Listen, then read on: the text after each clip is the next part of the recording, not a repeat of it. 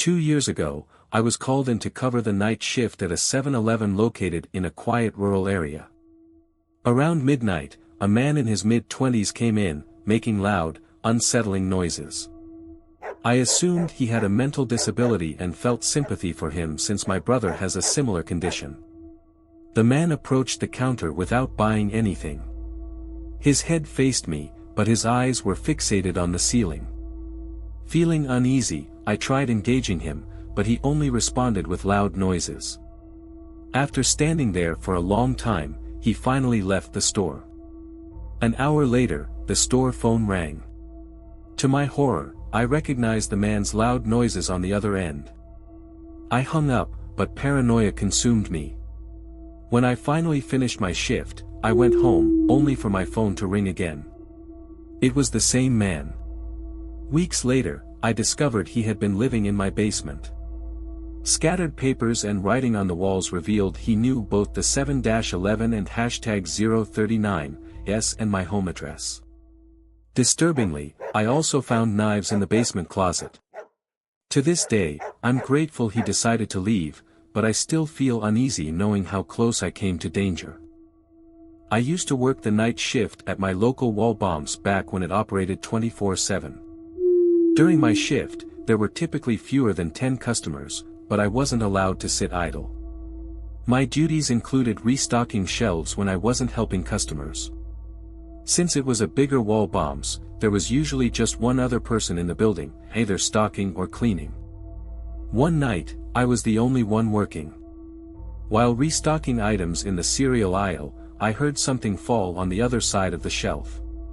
It startled me because I hadn't heard the store and #039s notoriously loud sliding door open. When I looked to my left, I saw a man at the edge of the aisle, staring blankly at me. "Do you need something, sir?" I asked. No. Could you just point me to the eggs?" He replied. Something about his appearance seemed off, not ugly, but unusual, like his upper lip protruded unnaturally. I felt uneasy about ringing him up, so I hurried to finish my task. On my way to the back room with the cart, the same man suddenly cut me off in the aisle. He started asking personal questions, like my name, age, and why I was doing the night shift. His questions quickly turned creepy. He asked if I went to parties, if I had a girlfriend, and even if I'd ever had a boyfriend, while placing his hand on my shoulder. Alarmed, I walked away quickly, but he followed me until I reached the back storage room. Thankfully, he didn't come in.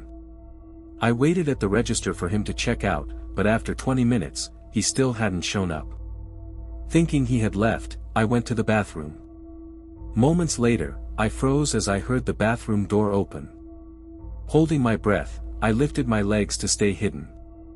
Then I noticed an eye peering through the stall crack. Panicking, I grabbed a box cutter from my pocket and slid it through the crack, forcing him back. I slammed the stall door open, hit him in the face, and ran out of the store. Later, I called my boss and the police. Though the man was gone by the time the cops arrived, I only worked the night shift twice more after that incident. I used to work the graveyard shift at a gas station along a deserted highway, earning an extra $5 an hour to pay off my student loans. It was an uneventful job, with maybe 1 or 2 customers per night.